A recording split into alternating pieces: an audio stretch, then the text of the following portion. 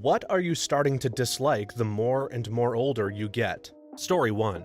Social media. It's just gotten worse and worse since I was in high school. The internet was cool before corporations figured out how to better monetize and control it. Exactly. I'm 40, so I lived through the Wild West days of the internet, and I always wondered when they would get a hold of it. I miss the old days of the internet too. My very early days of internet use were the tail end of the Wild West, and things were so much more fun and dumb and didn't have to have a point. The things I find the saddest to see the way they are YouTube and YouTubers in general, and just the sheer amount of adverts everywhere. Everything is an advertisement. Everything. So just the monetization of the internet, I guess. Advertising is everywhere. There are screens everywhere.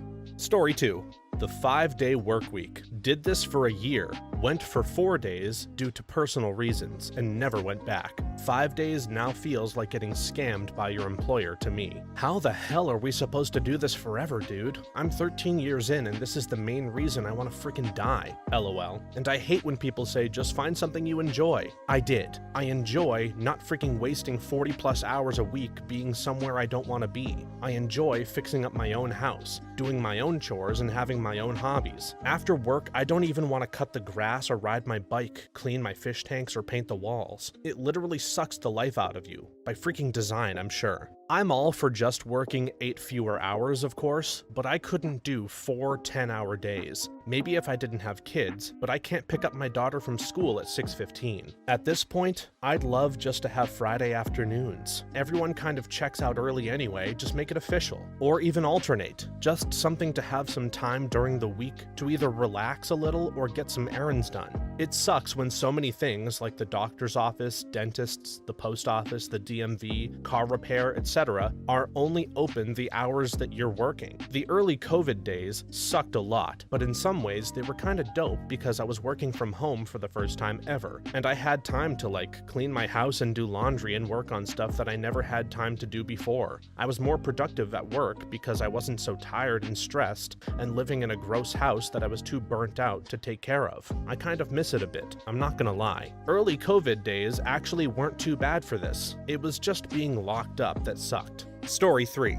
Loud noise. I'm 36. I live in a pretty tight quarters suburb where the backyards aren't very big. My neighbor behind me recently decided to move out and start renting his house. The first renters moved in and they like to hang out on their back porch from about 4 p.m. to 8 p.m. smoking weed and listening to music really loud through a Bluetooth speaker. I smoke weed too, but they manage to just blow up the whole block with it every night. They aren't breaking any laws. I've asked them to keep it down a bit, which seems to work for about an hour before it goes back to really loud. Hard for anyone in a surrounding yard to have a conversation volume. I don't have any real recourse besides relying on them to use common neighbor courtesy with their volume like the rest of us around. It sucks. I feel like the fun police, but really in my head, it's that myself and the other neighbors keep our stuff to ourselves and they just took over everything. I crave silence so much. So many people just don't seem like they can operate without noise. Like my wife will always turn on the TV or something around the house for background noise. I hate that. I love nothing more than the sound of silence, but it's so hard to actually get these days. It adds such a mental load that you don't even realize until you're somewhere that is truly quiet. Whenever I visit someplace that is actually rural, the difference is astounding. It's like a weight falling from your brain and you feel so much better. Even if you think you don't notice the sound, your brain does. I really don't get the people who need constant noise. I just can't understand the mindset of people who will blast music at top volume for hour after hour, or the people who can't be without stimulation and so they bring a Bluetooth speaker to the beach or on their hike in the woods. Barking dogs for me. I just spent a week in Vegas and it was easier to sleep in my hotel room on the Strip than in my suburban home in Sydney, with the neighbors' stupid dogs going off every hour. I don't think there are any noises more irritating to me than barking dogs and screaming children, and the most common cause for both are idiots, so it's not even a noise that can be justified like most city sounds. I got sick of barking dogs by the time I was 8. Story 4.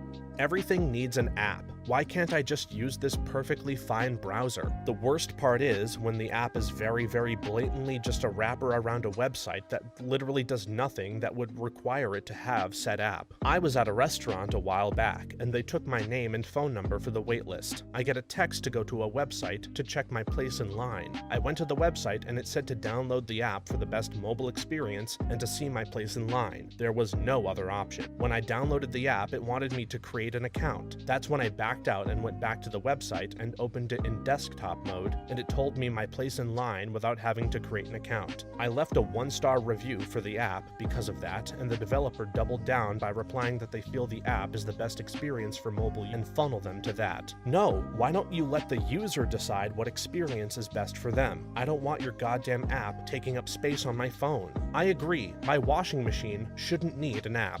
Story 5. Trying to be cool and get attention, especially with people whom I am not close to. Now I just wish to be peaceful. One of my pet peeves is trying to communicate with someone who is constantly trying to seem tough or cool. Can't you have a normal interaction without making it about your ego? I know someone in their late 50s who is still desperately worried about what other people think. Meanwhile, I'm half her age and I cannot be bothered to get validation from people.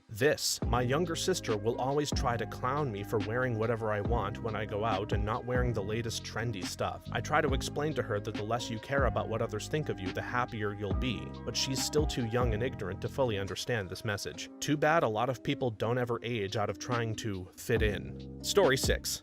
Always being tired and getting up in the morning. I really took the amount of sleep I got when I was younger for granted. 6 years ago, I made the commitment to myself that no matter what was going on in my world, I would allow myself a full 8 hours a night for sleeping. It took me over a year to finally get it to work, and now I get 7 to 8 hours every night. I'm much happier, and I'd like to believe healthier for doing so. I've been trying to do this, but my body needs somewhere between 8 and 10 hours and cannot be awoken by any external factors. When it needs 8 versus 10 is random. Whether I'm able to wake up at 8 a.m. or noon is random. Anytime I force myself on a specific sleep schedule, I feel like absolute crap. I'm one of those too. 7 hours isn't even close to enough. I need a solid 9. Story 7. Children screaming for no reason and loud noises really frustrate me. I work close to a Chuck E. Cheese my friend works at, so I sometimes wait for her to get out. The amount of times I've looked at a screeching kid and in my head went, "Why are you screaming?"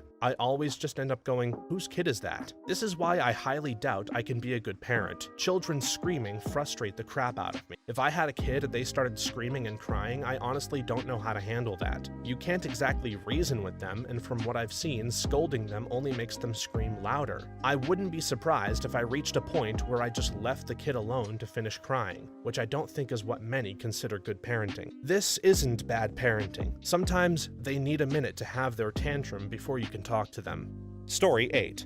I'm 62. Working has lost its color. I'm 35 and I'm so burned out I don't know if I'll be able to work again. I'm starting to feel that given the choice between working literally anywhere, doing literally anything, and just straight up dying, I'm not totally sure which one I'd pick.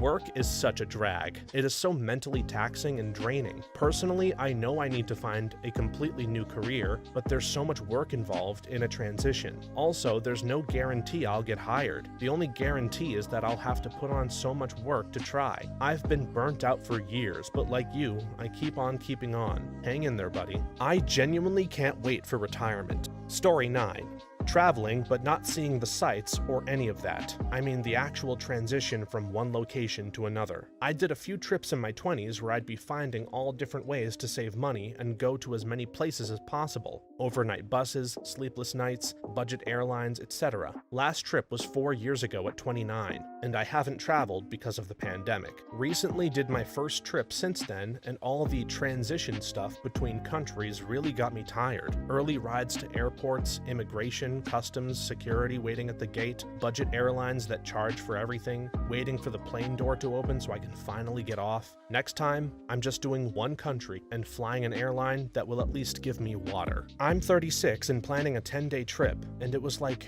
you know what Europe has been like for a long time. It's probably going to be there for the rest of my life. I don't need to pack the entire continent into 10 days. I'm going to Portugal. That's it. To quote Charles Bukowski, there's time. and if there's not, that's alright too. My wife and I have long believed that traveling isn't about cramming as many different things in the short term, so we'll focus our trips where we'll focus on one country or area for a 7 to 10 day trip and be able to absorb more of what's in each location more. It's nice to be able to spend time to relax and have coffee at some of the local places, try some of the restaurants, pubs, etc. without needing to rush off to the next location. It's a much nicer way of seeing the world even if you cover less ground. Yeah, I hate the traveling aspect of traveling. I just want to get there via teleportation or some crap. Crowded planes full of nasty people, both in the rude and entitled sense and the hygiene sense. Though it's hard to blame them for the latter half. Having to dump everything out at customs. Last time, I lot 2 free mini bottles of wine on a British Airways flight. I just chugged them before going through, lol. The expensive airport food, lugging around suitcases and satchels. Traveling sucks. Usually the destination is worth it, but I hate having to get there manually instead of fast traveling. Makes sense. No one likes waiting.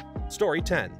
Social media, specifically Instagram. I realize how much time I wasted worrying about how people perceived me and my interests and experiences. I think it's been almost 5 years now. I have been totally disconnected from all social media platforms other than Reddit. I sit and look at friends or other people I know still heavily addicted, spending most of the day posting and browsing. They 100% go through their day to have posts on Instagram. It's sad to see, as it just seems so pathetic to care so much about these random people and what they comment about your posts or see who liked it. It's like they don't have purpose in what they are doing or enjoying the experiences they are doing. Everything is just about posting their life online. I don't miss it at all. Honestly, within the first 24 to 48 hours of deleting my accounts, I had no regrets about any of it. The whole Facebook/Instagram social media scene is so toxic. I am glad I am out of it fully. I haven't had Facebook in over 11 years. Instagram free for over 2 years. No TikTok ever. AKA, it's impossible to find me. I stopped comparing myself to my peers/age group forever ago. In that time, I've done and accomplished a ton, but no one knows unless you're actively in my life. 3 college degrees, student loans paid off, own a condo in a major city, and travel a ton. I don't feel the need to take a picture of myself everywhere with my 1 foot forward and my hand on my hip. It's emotionally exhausting to keep up with other people that give no real damns about you, and you're really just acquaintances at best. No one really had 500 friends that they knew well.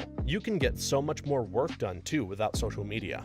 Story 11. Fashion or trends. The older I get, and the more I see trends coming back over and over, I realize how dumb it all is. Wear a style that works for you and don't change your whole freaking personality and life because some paid influencer proclaimed thing is now in. I saw influencers hail crop tops as the best thing ever, making TikToks. Then they can only be taken from them over their corpse, and then never wear any again. For me, it's the fact that it's so youth-driven. The older I get, the more ridiculous I find it that I'm supposed to change the way I dress just because a freaking teenager has arbitrarily decided that they like or dislike something. The whole idea that being young entitles you to dictate what people should wear is just the arrogance of youth. And another thing, if you do like a new trend, or it's a trend you were always into but now it's popular again, if the teens deem you too old now, you can't wear those clothes. Like, shut the F up. I was here when this trend first started. I'm 32 and have a small gothic Hello Kitty that I don't regret at all because it is something I did with a loved one. Recently, I had a teenager tell me I was trying too hard to be an e-girl. Like, when I was young it was called emo, and it literally doesn't matter what it's called. People can like and dress how they want. I still love a good baggy leg with rips all over. Story 12. I am so sick of people bitching and whining about stuff that will never affect their lives. I'm so sick of people who are just malicious and crappy because they can be. I'm so sick of the fake offendedness that everyone seems to have these days. I find that offensive. F off, you do not. You just want something to bitch about, to fill in the empty space in your hollow, sad existence. Those 2 gay twinks sharing a banana split at the beach are not your problem. I hate people getting offended on other people's behalf. The number of times I've had white people get offended on Hispanics' behalf, I'm Hispanic, when in reality, we don't care. I hate it when people get offended on your behalf because it's so condescending and patronizing. I have a disability. In fact, I have a few. And like, thank you, Karen, but I don't need you telling me what I should be offended by. Get back in your SUV and return to your suburban McMansion and leave me the hell alone. X find that so offensive. How the hell would you know? Have you ever spent any time with those people, or experienced that thing, or dealt with that problem? No, of course not. You just say it because you want to sound like some self-satisfied, superior, morally righteous, uptight little rat who has never actually had to deal with any of those issues in your entire freaking white bread life. So instead of faking your offendedness, how about you piss off back to your frappuccino? I've had people back in high school get offended over some kid bringing a sombrero to a dress-up day at school. Even used me as an excuse to crap on the poor kid. Like, man, I don't give a damn. Everyone should wear a goddamn sombrero. Or when people tried to get Speedy Gonzalez, a beloved Mexican mouse character, banned because he was racist to Hispanics, we freaking love Speedy Gonzalez. People have really mixed up cultural appropriation with appreciation. Story 13. Cars driving through the neighborhood fast. Like, slow the fuck down. People are trying to live here. Just 10 years ago, I was one of those drivers. To me, it's even more frustrating how many people drive basically the same speed through neighborhoods as they do on main thoroughfares or highways. And it's folks of all ages. You just sped 40 miles per hour through a 25 mile per hour zone. Now you're going 50 on this on-ramp to get to a 65 freeway? It's irresponsible speeds both ways. And parking lots. At my high school, people fly through the lot at 20 to 25 miles per hour. It's like, does it not occur to anyone that a person could come out from behind a car, not be paying attention, and step in front of you? You won't be able to stop in time and not hit them. When I was in high school, we had a vocational school that was about 15 miles away from the school. I went there and I lived right next to the vocational school, like a block away. I had to drive to the high school and take a bus to the vocational school in the mornings, which added an extra hour to my morning when I was already living on 4 hours or so of sleep because I worked until 9 every night. Turns out it's because some jackass kid tried to show off and pass the bus while there were cars coming in the other direction and almost caused a wreck. Thanks, idiot. Ruined it for the rest of us. Not just driving fast, but having those obnoxiously loud cars. Story 14. Teenagers. They become more and more repulsive. I was always scared of teenagers, as a teen myself too, lol. They are packs of insecure little monsters feeding on the security of others. Walking past a school class will nearly always garner ridicule, etc. for most people. Not all, but enough for me to be scared of packs of teens, even as a fully adult woman. See, I really want to keep cheering for the kids, but this generation has no counterculture and no nonconformists. Their whole culture is algorithmic, and all the things that made youth culture so great in the past are gone. I don't dislike teenagers, and especially not for acting like teenagers always have, but it's just sad that they're now blind consumers rather than tastemakers for the rest of the arts and popular culture. They just consume now. They never make. It's sad. Yeah, it's hard to accept that today's teenagers are really that bad if you actually spend time around them. I worked at a restaurant recently that hired a bunch of 18 to 21-year-olds at once, and they came in just talking about dating and life and regular stuff like always. They were smart and independent people, and I found little difference in how my peers were at that age. Chances are that they too will complain about teenagers once they reach adulthood. It's a never-ending cycle. Story 15. Meeting new people. They're all so closed off, and it's exhausting to let someone know me again when they're likely to ghost, and when the main means of communication is now this capitalist download the app internet, where even meeting people is download the app. Oh yes, and if they don't ghost you, they get overly upset if you aren't there to instantly reply to all of their messages. I went away from my PC at 8 p.m. and the next morning saw a bunch of messages that had been sent after, tried to reply and found myself blocked, so I basically got blocked from doing my evening workout, taking a shower, and going to bed. Also, I'm tired of people not just saying no and stringing you along. I've gotten so many "I'd love to meet up, but I'm really busy, so maybe next week, month, or later" replies that I just have to keep asking. I'll ask once, and if they say they're busy, I just expect them to contact me when they stop being busy. So far, 0 contacts, but at least I'm not wasting my time on wondering when they might be available and asking again. It took me longer than I would like to admit to figure out that the people I thought were my friends weren't, because they would never come to events or want to do anything with me, but would never just say it. Now I give a person 2 attempts, and after that I write them off. If you don't want to meet up with someone, then don't lead them on. Story 16. Responsibility. Honestly, I'd rather be a kid/young adult and have to deal with very little. Now I'm responsible for my family, work, income, bills, house, chores, insurance, parenting, etc. And it doesn't get any less. Seems like there's just more being piled on. I cried about this on my way to work this morning. It's all so much. I've been a single parent for the last 10 years, and I feel like I'm barely holding on at all times. I had such wonderful hopes and dreams for life when I was younger. Damn, I do not miss at all being a minor with no money and no control over my life. I felt constantly stressed and pressured as a kid and had almost no control over my mobility and expenditures. Life's way better as an adult with an income and professional respect. I agree, being a child meant less responsibility, but it also meant less freedom. I'd rather have my freedom and be allowed to do what I want, eat what I want to eat, go where I want to go, than to go back to being a kid that has to ask their parents for everything. It's a hard trade-off. Story 17.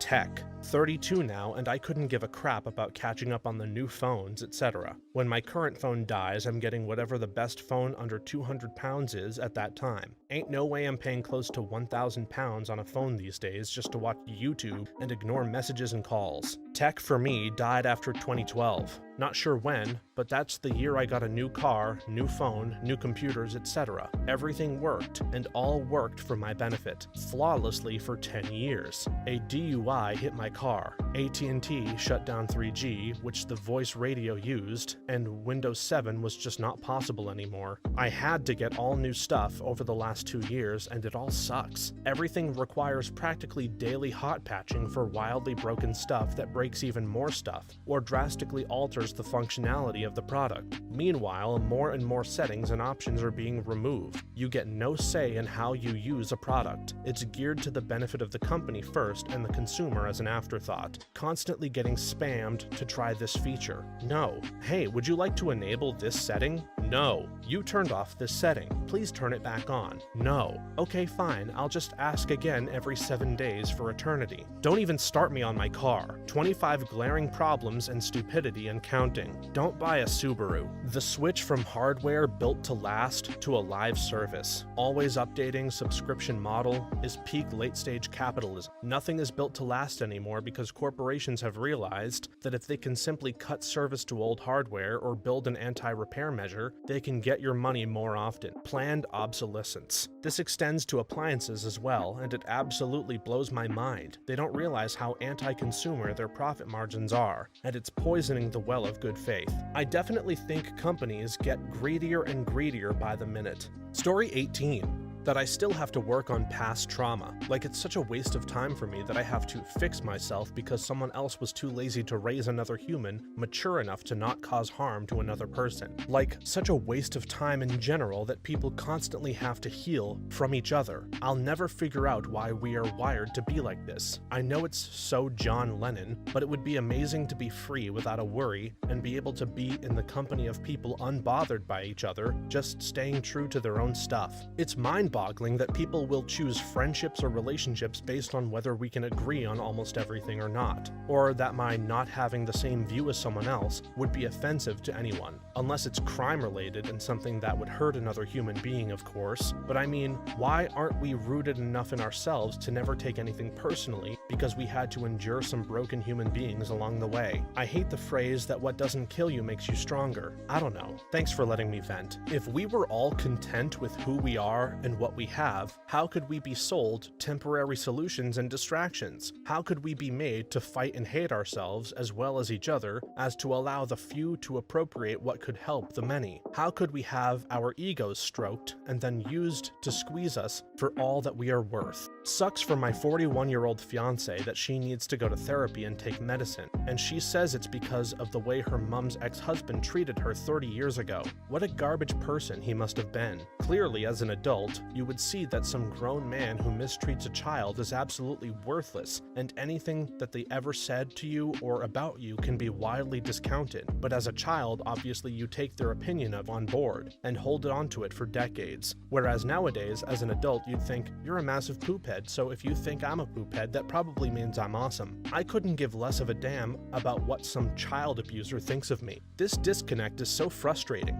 Story 19. The vicious cycle of people treating each other poorly because someone treated them poorly in the past, so they feel the need to treat others poorly, and so on and so on. So exhausting. I'm part of what my country would surely consider a minority race, but this is exactly what all the anti-whiteness and not-so-facetious jokes about white genocide by way of breeding white people out, an actual TikTok video in case people don't know what I'm talking about, the Asian women can single-handedly short are. Same with all this sudden vitriol towards cis straight people that at times rivals the disgustingness of comments in the other direction. Everything is justified in the present because of historical ills done to ancestors or one's community in the past. Reparations in any form is a complex issue, and I couldn't possibly sum up all my thoughts about it in a Reddit comment, so I'm sure I'll get downvotes and hate for this. But I stand by that crapping on straight people and white people because you feel your family or people like you were hard done in the past is the absolute pinnacle of hypocrisy, and we can already see how this is a vicious cycle. Story 20.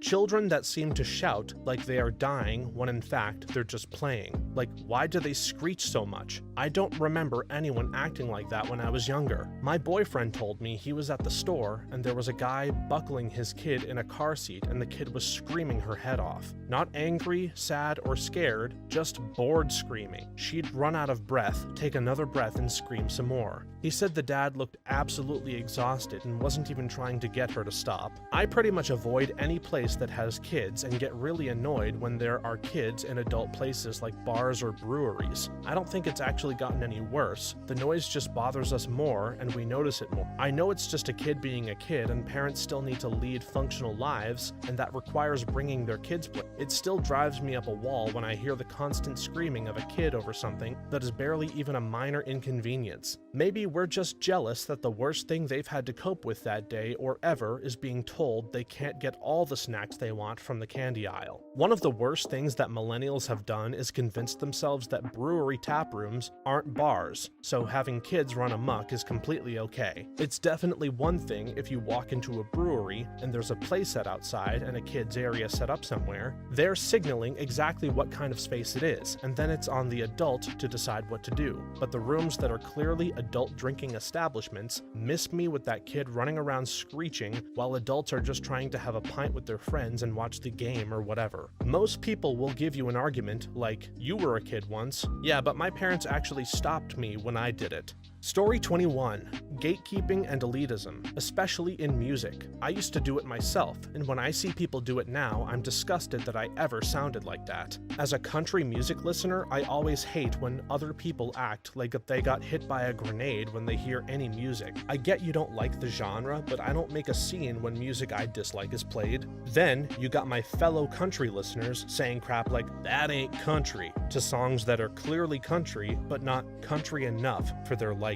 Also, the amount of anger some people have towards genres and artists they don't like. I have read and heard so many dogcrap takes and assumptions about music on this platform alone, and their critique is almost always the same. Blank is just a money grab. Blank aren't talented. Blank is not even real music. Blank does not deserve their success. Popular music has not been the same since blank. Music is getting worse. So many people don't want to accept that music is one of the most subjective things culture has to offer, and the lack of self-reflection in their arguments is infuriating. Oh, you like music? Name every instrument. Story 22.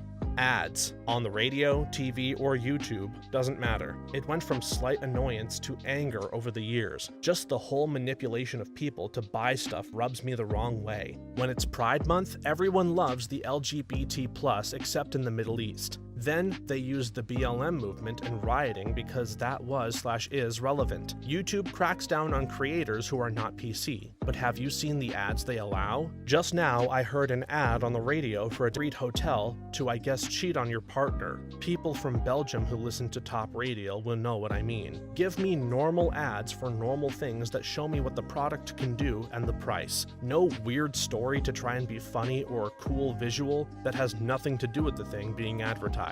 Just get to the point and leave me alone afterward. Sorry for the rant, but I really hate ads. Agree. And we'll add all the bloggers who tell their whole life stories just to get to a recipe or whatever. Those stories are just to push their SEO and Google ranking. I just want to know how long the corn needs to boil. I don't give a crap about your experience at the farmer's market, or that your great uncle twice removed grown corn at some point in his life. I also don't need to start seeing ads for corn everywhere I go online for the next week. This was a one-time need. Leave me alone. Thanks for watching until the end. If you have a similar story or opinion that you would like to share with us, please leave it in the comments below. But please remember to be respectful. If you enjoyed this video, please leave us a like and don't forget to subscribe. For more videos like this one right now, please stop by our channel. Thanks again, and see you next time.